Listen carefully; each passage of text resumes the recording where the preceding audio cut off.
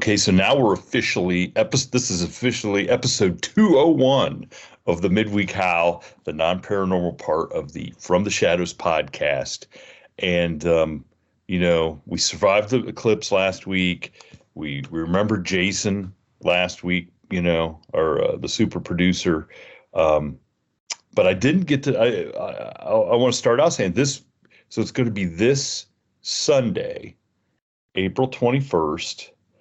I'm going to be at, it's called the 2024 Pop Culture Convention, put on by this place in Mansfield, Ohio called Operation Fandom. It's going to be in Wooster, Ohio. My good friend of the show, Chris Hahn, he's going to have a table there. And he asked me, he says, hey, man, he goes, I'm going to have a table. I'm going to be signing autographs. He did it last year. Gary Jones going to have a table beside him doing stuff for Death Block and Mosquito and some of that stuff. He goes, why don't you come share the table with me and bring some stuff from the podcast and sign some autographs. And I'm like, all right. So I'm going to go. I'm going to take some stickers. So if any of our fans are within an hour and don't have anything to do on the 21st. Where's that, Columbus? Or somewhere else? Wooster, Ohio. Wooster, where's that at? Wooster is about an hour south of Cleveland, southeast of Cleveland. It's west, or it's east of Mansfield. So it's kind of out in the middle. It's kind of out in the middle. I don't want to say nowhere, but it's towards Amish country in Ohio.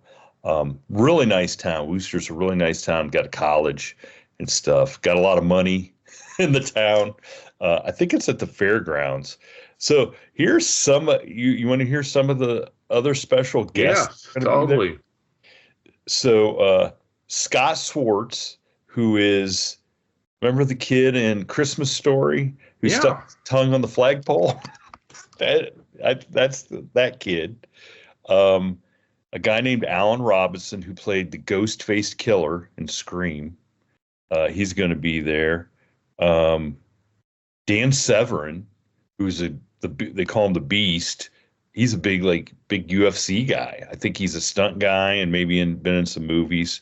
Al Snow is going to be there, who I think he was a wrestler, right? Was he a WWF guy? Could have been. And here's a guy that I'm looking forward to going over, and he is Denny McClain. Do you remember Denny McClain, the pitcher for the Detroit Tigers? No, what's he doing? Just doing autographs? He's just doing autographs. But Denny McClain is notorious because I think he has been put in jail. For what? Allegedly. Oh, there's nothing allegedly. I think he was, I want to say tax evasion and maybe racketeering. So made up stuff. No, it's not. His success right here. I'm going to read it. His success in baseball stood in marked contrast to his personal life. He associated with organized crime, was eventually convicted on charges of embezzlement. There you go, for which he served time in prison. So how about that? And apparently he was really good. He played the organ. He had an endorsement from the Hammond Organ Company, and he performed in Vegas quite a few times. He also won the Cy Young, 3-time All-Star. He had a great year. I think he won 31 games one year. So yeah, but he's quite a character. Yeah, he's a Detroit guy. So right. Oh, here's a great one. He reportedly once accepted over $160,000 to fly a wanted felon out of the country. So he's a pilot too? I don't know. He also earned quite a bit of money hustling golf, easily attracting marks due to his past, the baseball fame. So, people wanted to play golf with him. He was in prison for drug trafficking and racketeering too. All after his professional career. Yes. How does that happen? I think he did get in trouble a little bit because he hung out with those people. You know what I'm saying? He hung out with those people while he was playing in Detroit. And So I think he did get in some trouble, but they just kind of looked away. I think he was kind of a drinker too. As long as he was winning, he was. Well, I don't think they cared when he won 31 games. Yeah, that's what I'm saying. As long as you're winning, I think a lot of stuff is forgiven, right? Yeah, yeah. So yeah, that should be fun. That should be fun to go and hang out, and anytime to get to hang out with Chris is that's fun in and of itself. And Gary Jones, he's got we got some movies coming up that we're working on this summer. So hopefully that that stuff is I know we're working on getting farmhouse. We need some farmhouses for some of the movies, right? And it's hard. Like we know a lot. Because you knock on somebody's door and say, "Hey, can we rent your house? Because we're going to do a slasher film." And then and if it's really good, for the next 40 years, people will come around here and yeah. Did you ever read any articles about the Goonie house? How those people hated it because there's so many people that traveled to wherever that was for the Goonies thing. The Goonie house? Are you serious? Yeah, the Goonie house out not Portland, but Astoria maybe. Like it's in Oregon or somewhere, right? Yeah, it's Astoria, Oregon, huh? And I guess kids, as kids started getting older, they got to drive. Hey, let's go over and look at the Goonie house. It's a real place. And look, you could do two ways. You could either embrace it, have some fun with it, make some money off of it, or you could just be annoyed by it. And what's the point of being annoyed? Unless people are showing up. I think the original people kind of made money, and then they got old and they sold it, and either they didn't disclose it because there was an argument as how these people, if you didn't know that was the Goonie house, you deserve to learn it every day for the rest of your life. Like when you bought it, if you didn't know. Right, yeah, because you have to disclose that somebody died in there and stuff like that. You know what I mean? Supposedly. Yeah. Well, we've had, Gary and I have looked at some houses, looked at some places, and it's really weird. Like people are excited. Some people are super excited, and they don't necessarily have the right property, and you feel bad because you're like, man, this would have been a great place, but it's not everything that we need. So you can take their name down and have, you know what I mean, a little list for later? Oh, yeah. And we've had people recommend places, and so we go and we talk to them and stuff, and it's just it's weird. So, and some people are just so like, no, I don't care. I don't want to talk to you. Now, they don't know that me and Gary aren't on looking for locations for, I think, the new Batman or Superman's getting filmed in Ohio this summer. Okay. How do they know we're not looking for Superman's home as a kid? I'm not. Go ahead. But what I'm saying is they don't even ask, like, because even Gary has a budget to pay for location. Now, it's not as much as, they pay for Superman or whatever is being filmed. But if somebody came and said, hey, can I film on your property this week for $5,000? You couldn't find something to do for a week for $5,000. I mean, I know it's an inconvenience, but some people don't even ask. They don't even want to know. Maybe they take a look at you and realize you're not the Batman guys. I don't know. I don't know about Gary, but I'm talking about you. Maybe you don't extrude that I don't Hollywood lore, or maybe you don't. Maybe you don't still look like money. Maybe I look too Hollywood, and they think that I'm going to be like throwing a wild party on their property, and maybe, yeah, kidnapping kids and drinking their adrenal I wasn't going to say something. that. I wasn't going to say that. I wasn't going to put Hollywood and the weirdos in one bucket. But since you're there, apparently, Hey, look, but look. That's what some people think. Okay, they just don't realize that everybody, there's weirdos in every walk of life. Yes, they just don't want to. I don't know if I've ever told the story.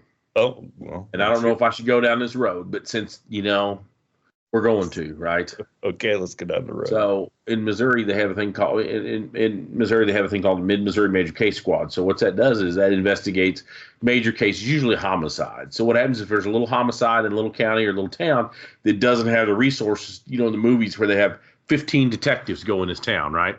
Mm-hmm. Well, a lot of these places don't have that many. So they have a mutual aid agreement with a bunch of people from a bunch of departments. So when something happens like that, the squad is activated and then they call out and say, hey, Shane, you and Chris are on the squad, and you got to go help whatever, Sandusky or whoever investigate, right? Mm-hmm. So my boss called me to the office one day, and I got there, and he said, hey, you're gonna have to take care of so and so shifts for the next week or so because he's getting called to the major case squad got activated. It's a big deal.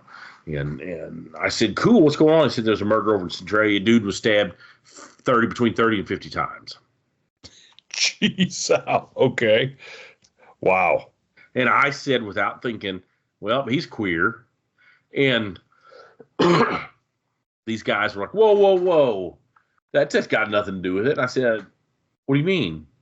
Well, why would you say something like that? And both of them were kind of homophobes. And I said, I'm just telling you, when you get stabbed once or twice, you owed somebody some money. When you get stabbed 35 times, it's either going to be a chick, it's either going to be your old lady, your ex-old lady, or some boyfriend. It ain't, you know what I mean? It's a crime of passion. It ain't going to be a stab wound for every $1. And this guy come back a changed man a week later. So it was the guy's boyfriend stabbed him? It was because what my guy said was the officer get everything. He said he's effing married, dude. And I said, well, that don't mean nothing. They have cover wives. They have, just because you're married don't mean you're not Yeah. And that guy came back a changed man because there was not a triangle. What's 4? I don't even know what you would call 4. There was 4 married dudes in this town that all had a gay sextuplet or quintuplet or, whatever half octagon would be. So 4 quad. There was a quad of queers and it went bad. And one of them stabbed the other one 35 times. And they were pillars of the community. Pillars of the community. So wait a second.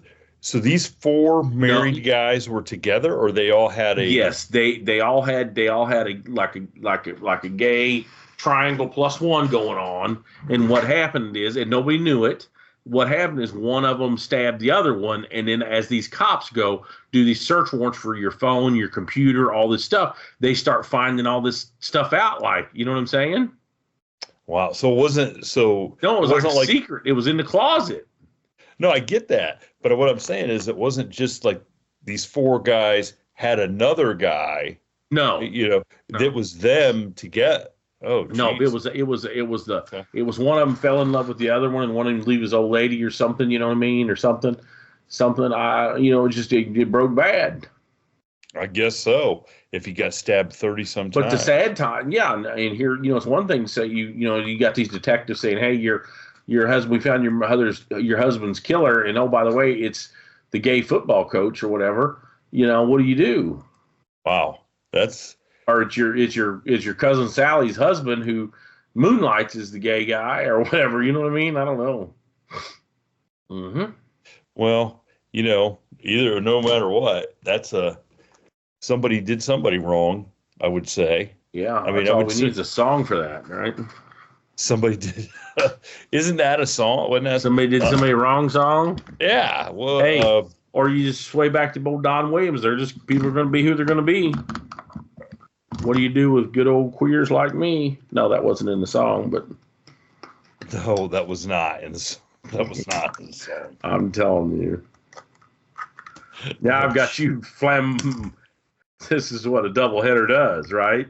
Oh, good. This is what a doubleheader does. Good gravy. No, that is and it probably the time period in which that took place. That was probably pretty shocking. Yes. In the mid '90s, the closet was not open. It was very shocking. I've been watching something on Netflix. Have you seen The Little Things with Denzel Washington and what's his name in it? No. It's a crime noir. It takes place in the early '90s. They shoot it in 2021, but it's supposed to be the early '90s, and it's about one of them. It's based on some of them. Some of them. California's had some crazy killers, haven't they? I mean, well, yeah. I mean, it was like one of the, not Richard Ramirez, but somebody, where they were just targeting these single girls who's just basically kidnapping them if they're jogging or on the street or wherever you'd find them, and then dump Like these they had bodies in weird places. like they had like the Hillside Strangler, the Green River. Yes, River? just absolutely nuts. I think Green River's in Seattle, but yes, just I mean craziness. Well, they said I heard a really interesting podcast. Last podcast on left did a whole thing on serial killers and why the 60s and 70s were for lack of a better way, And what was it? The boom time of serial killers. And why did they say it was? And they said eight of the top 10 or 15. I mean, an inordinate amount of the most prolific serial killers came from California. And they said it coincided with when Reagan decided he was going to empty the nut farms, close down. That sounds like some shit I said in one. Not I didn't say about that, but I've often heard that about. Well, they said the one guy, gosh, and I don't know my serial killers, but they said there was times where there was 3 that they know of operating in the same areas at the same time. And it's just crazy. And like they didn't know, and like the police and stuff. And back then nobody communicated out of districts. You know, if something happened in one jurisdiction, they didn't share with the people next door. Right. And so nobody exchanged. The one guy was a police officer in the one city and went and killed people in another city. I can't remember what that guy's name is. It's terrible. I didn't do my research, but they said because they were trying to see if there was a link to also the amount of lead that was in the water back then. They said that probably had a little bit to do with it too. Oh, come on. No, seriously. They said the effects of lead, drinking water from lead pipes over decades definitely has a makes you a killer. Has an effect on your. So then, how come everybody on the same street didn't turn into killers? Well, it's the same reason that everybody's different. It's just what triggers. If everybody your homicidal tendencies times 10 or what? Well, yeah. I mean, it does. I mean, if you're a little, have a little mental health problem, and lead is a trigger to make it worse, then you're going to be worse than just the regular guy that doesn't have a mental health problem. And then you put on top of that you can't get help because, oh God, what did they say? The price for, oh geez, it was like $100 or $150 a day in the 60s to put once everything got privatized, to put somebody in a mental health care facility. Who could afford that? You know what I'm saying? There's nobody. Ford. Well, that'd be it. She started a clinic, But look, Joe Bob down the street didn't go to the Betty Ford clinic. You know what I'm saying? Well, they wouldn't let him in because he's killing people. Well, was there a Joe Bob that was killing people? But they said that it was so. Blame it on the Republicans. I understand. I just am blaming it on bad policy. I mean. But now look, there are so many nuts out there. We elect them. I mean, that's true. I mean, look at all the shit that's going on in the world. I mean, I was thinking about my son complained about some kid smelling like weed a while ago, right? Mm-hmm. And it's everywhere now, right? When you walk around, you smell weed on your route every day, don't you? Oh, 100%. Yeah, it's like, I do. You remember when we were kids 20 years ago? I had no idea what marijuana smelled like, and I went to college.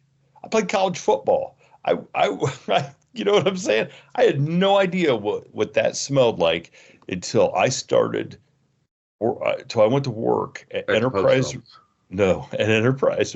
Well, you laugh, but they send stuff through the mail to get tested, like the Highway Patrol does. Uh-huh. That is, it's marijuana. They send it to get tested to see what it is. But until I started working at Enterprise Rent-A-Car in Massachusetts, in New Bedford. And why were you in Massachusetts? Because my ex-wife was doing her clinical work at the hospital in Fall River. So we moved to Massachusetts for like 9 months before we got married. We lived out there, and so this oh gosh, it was a sport utility. I don't want to say it was a 4Runner, but it was a Toyota. I think it was a Toyota. It wasn't a 4Runner, but it was whatever it was back at Land that Cruiser. time, something like that. It was in the mid '90s, and to rent a car, you got to have a credit card. Yep. You got to ID. put a huge deposit down, whatever. So they used to rent and the people I worked with. I was older than the girl that because I was like 26, so I was older than the late girl that managed it, the guy that was the assistant manager, and the other guy. I was older than all these guys. They all went to college together. They all knew each other, and so I was like the elder statesman. But I got hired as the guy cleaning the cars because I was just looking for a job. Well, my ex-wife did her clinical work. Mm-hmm. So in comes this sport utility, and I get in there and I'm like, what the heck is this smell?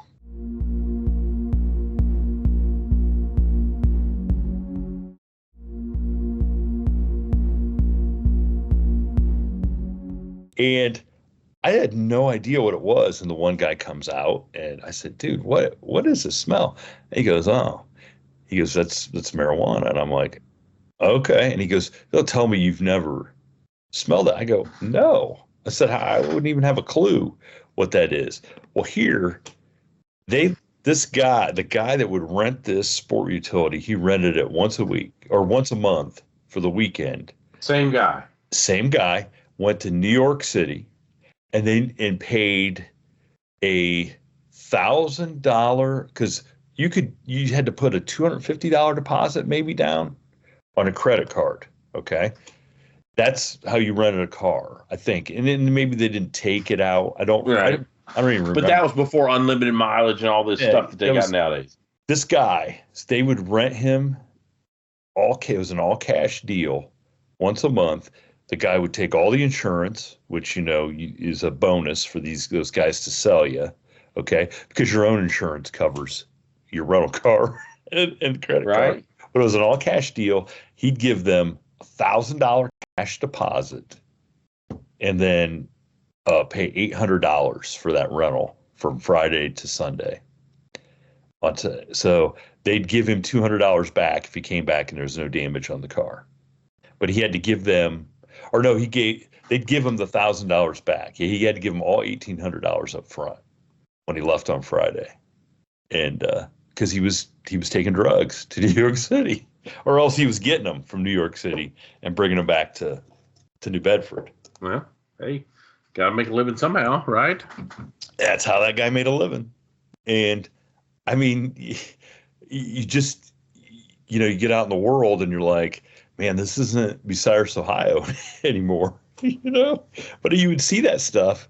And, and then I go from there and I go to work for Enterprise Rent-A-Car outside in Detroit. So you find bodies in the car. Well, you found some stuff.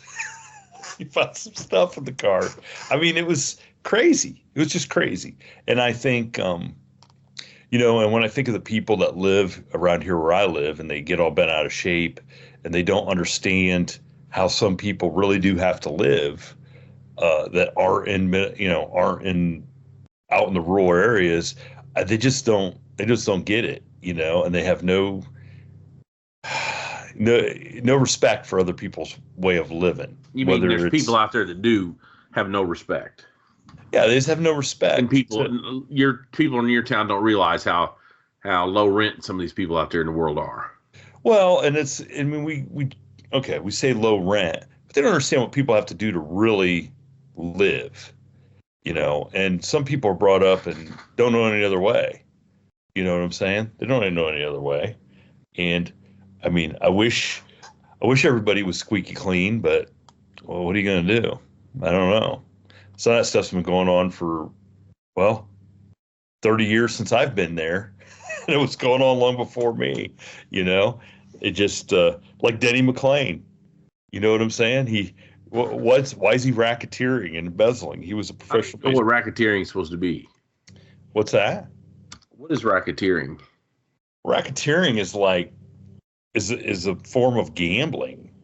I mean, it's just fixing stuff. Like, let me Fixing get a good. stuff. Yeah, Let me right. I assume if you say so. I don't I mean, I'm mess with those gonna kind of things.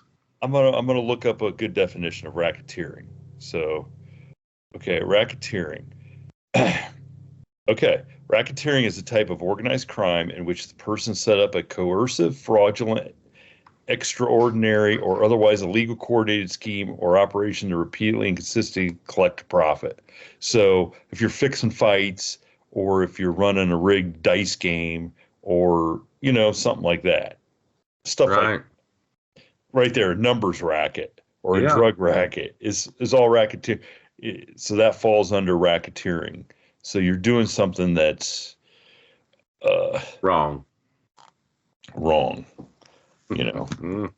You never arrested anybody for racketeering? No, I don't even. I had 2 or 3 mobsters in my car at different times. Now, when you say mobsters, They had like, there was okay. So there's certain things called what they call caution indicators, right? yeah, So like if you're armed and dangerous, or you known to fight the cops or whatever, you have a tip. So when they're reading it back, they'll say, I'm running your license plate, right? So I'm going 43, Jeff, Ohio operators, and then they say, go ahead, and I give them all your information off your driver's license. Then they'll, like back in them days, I don't even know how they do it anymore, but back in them days, they'd say Jefferson City 403-1012, and what that means is, are you by yourself? Meaning, can this guy hear what we're about to read back to you? okay. And then if you say,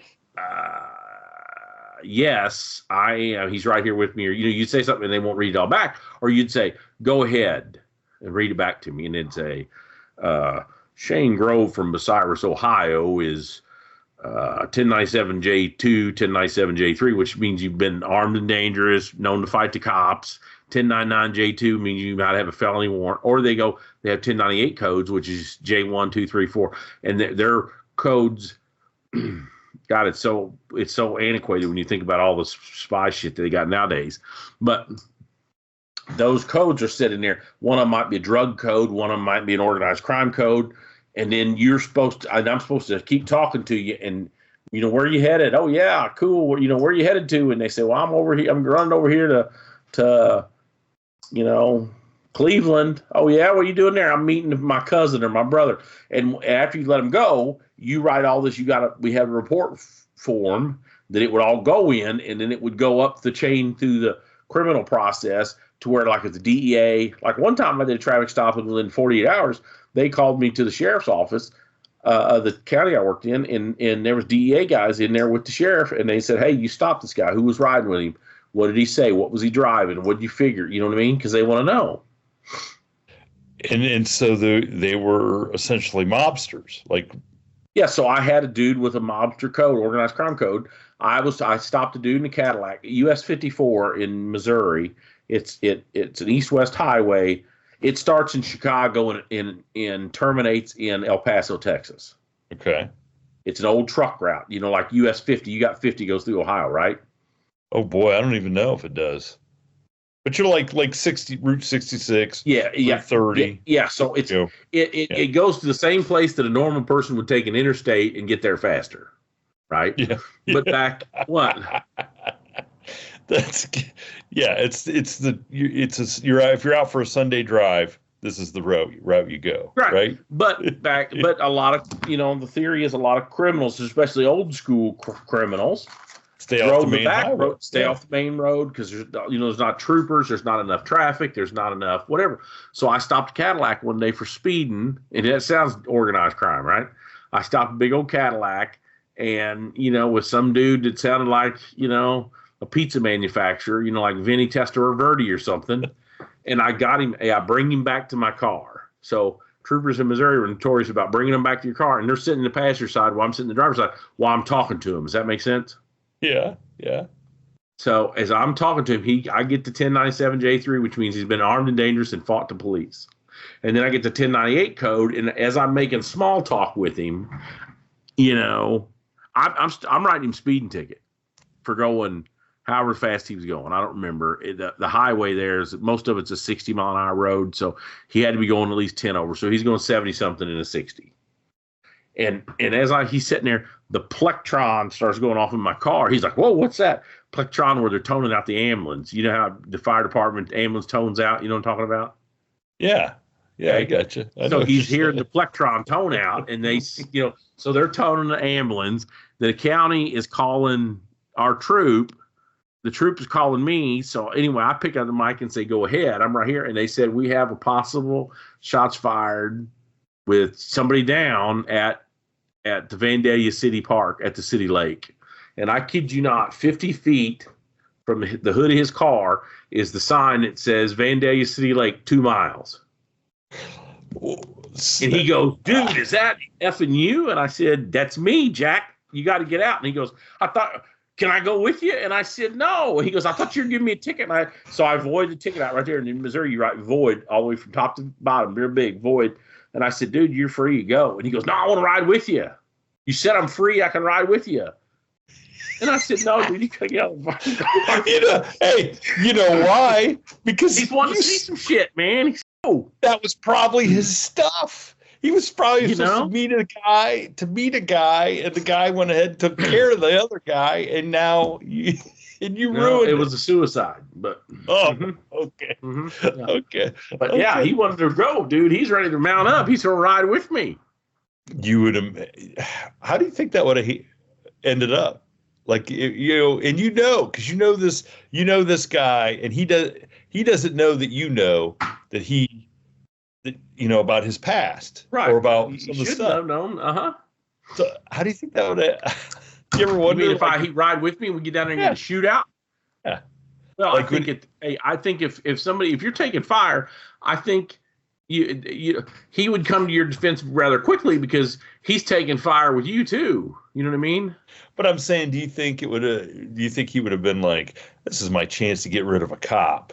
And no, I didn't feel like I was in danger because I would much rather deal with a murderer than about 2/3 of the petty criminals I've dealt with. And why is that? Because a murderer usually just kills the dude he has a problem with. And once that dude's dead, he doesn't have a problem with the general population. Unless you're talking about those serial killers, right? Yeah. But some crime of passion, it's over. We circled right back around. They're not necessarily a serial killer or anything. They just killed the dude that screwed them out of money or trespassed upon them. Does that make sense? Yeah. So what? And plus, if you deal with people that have been in the penitentiary, because you run into murderers off, because they'll give you that code sometime too, where you're talking to this guy and he's got a probation parole hit, and you go ahead. He's on parole for murder, for homicide, 1 or 2, usually 2 or 3, but because ones are staying in jail forever, or manslaughter. So you run into people that are on paper, especially young guys, because they killed somebody and they give them a second chance after, they do 10 years and they let them out or whatever.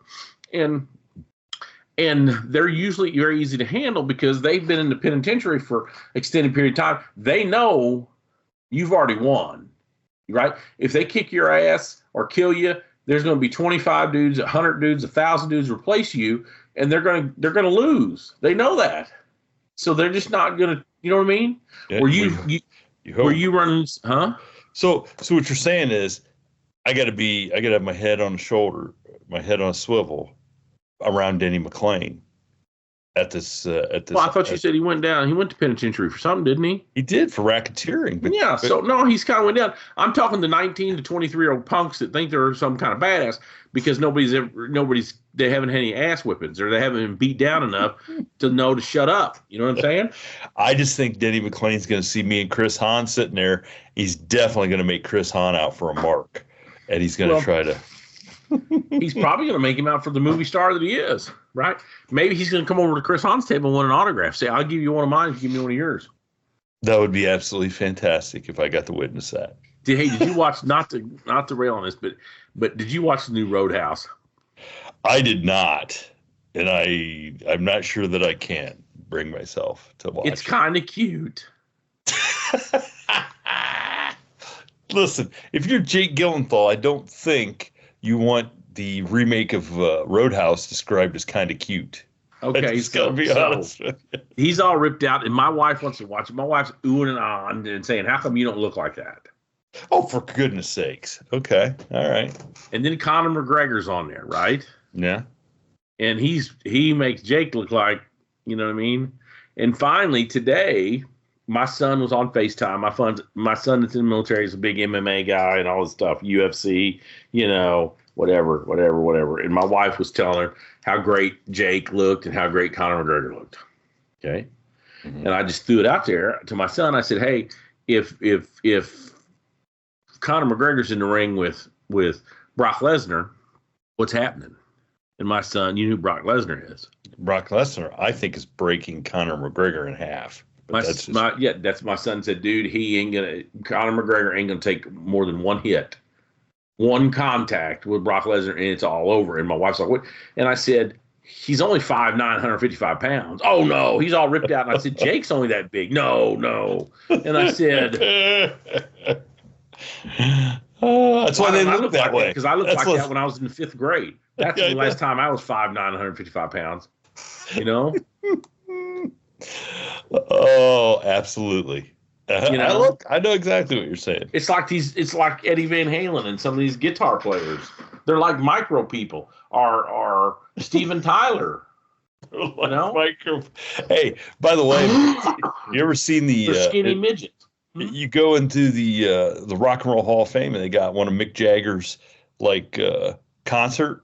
Remember, like he used to wear like the football pants and stuff, like on stage. It looks like something you would have ordered out of the JCPenney catalog and asked for the Dallas Cowboy plastic helmet so you could play football in 3rd grade. That's how big it looks. Hey, I'm googling up right now. Mick Jagger's size. I'll bet he's 5'4" and 140 pounds. I'm reading this because they got converted to metric. Oh gosh. 5'8". Oh bull! There's no way. That's what it says. Then he must have borrowed a pair of platform shoes from David Bowie. That's all I can say. There's no way he's that big. I dispute that right now. That's what it says. 5'8", but it's not saying his weight. Yeah, I don't believe that. I don't. 5'8", 100. Well, this one says he's 5'10", 161. Oh, if he's wearing the boots. Oh, God. There's no way. So that's, what's Chris Hahn? Chris Hahn's 6'2" and about 260. Yeah, that's what I'm saying. So there's no Chris Hahn in the movie because it would have stolen the movie. You know what I mean? So how do they cast that out? Everybody's got to be a little 5'10", which I always heard that was Tom Cruise did that because he's so short. Probably. Did I ever tell you his stand-in for about 5 or 6 of his movies lives on my mail route in Bucyrus? Hey, Tom Cruise, 5'7". Yeah, he ain't that. I don't think he's that big, but his stand-in for probably at least 6 or 7 movies lives on my mail route. He's back from California. He doesn't look like he's doing well, but yeah, I deliver SAG-AFTRA. You think he's getting checks still? Oh, absolutely. Yeah. I heard they just come in green envelopes. Is that true? These don't. They just must be it must not be the actual check. It must be the direct deposit slip or something. Yeah. Yeah. But he was like his stand-in in like War of the Worlds and I mean some really big movies. So I was asked to be the stand-in for hold on, I'll tell you. I'm losing my movie stars here. I put in it was a casting thing to be for God, I can't even think of his name now. Oh my, I'm trying to Google it up. That's me Googling up. Talk about something. Sean Connery? No. Who's the guy with the mustache? That Tom was somebody Selleck? 10 years ago. No. Mel Gibson. No. Nicolas Cage. I got his picture in front of me. I got to get it open here though. Phil's gonna love this dead air, by the way. I don't think this is right. I was going to say Ted Levine, but that's not it. Oh, I don't think that's right because he's not my size. Who's my size? I don't know. Don't know. So anyway, they were shooting something in Minneapolis, and you know how it works, right? They just want to put you in the same clothes you're going to wear so they can block the camera and the lights and sort of stuff. Which I had never heard of that until that call went out, and I put in for it, and they talked to me about it, and I would have had to take off work. I don't remember. I think I just got scared and didn't do it. Nothing to be scared of, because all you do is just stand around, and when nobody else is there, and they block the lights for the next scene. I mean, you're never even there with the movie, really. But I got to looking. It's like if you're their full-time dude on paper, like some people make a living out of doing that. Absolutely, they do. Yeah, like I'm a big Seinfeld guy, and all those guys' stand-ins were Nick Offerman. Who is it? Nick Offerman. Nick Offerman. Okay, all right. You think I'd have his look with the same outfit on? Yeah, probably. Yeah, similar, and his same sensibility too. What's that supposed to mean? He's a funny guy. He's a very dry sense of humor. I mean, he's a funny guy. You know who he is, right? Yes, I'm looking at his picture right here. Yeah. He was in Parks and Recreation, right? Yes. Yeah, I looked up The Office and said it was Parks and Rec. Mm-hmm. Yeah, absolutely. Mm-hmm. I think that would have been a great career move. Well, I don't know about that, but yeah, if I'd known I was going to end up in a flea market and for sales every weekend trying to sell knickknacks to retirees, yes, it probably would have been worth rolling the dice. Thank you for tuning in to this week's episode of the From the Shadows podcast. Until next time, never shy away from the darkness or what may be lurking in the shadows. We are out.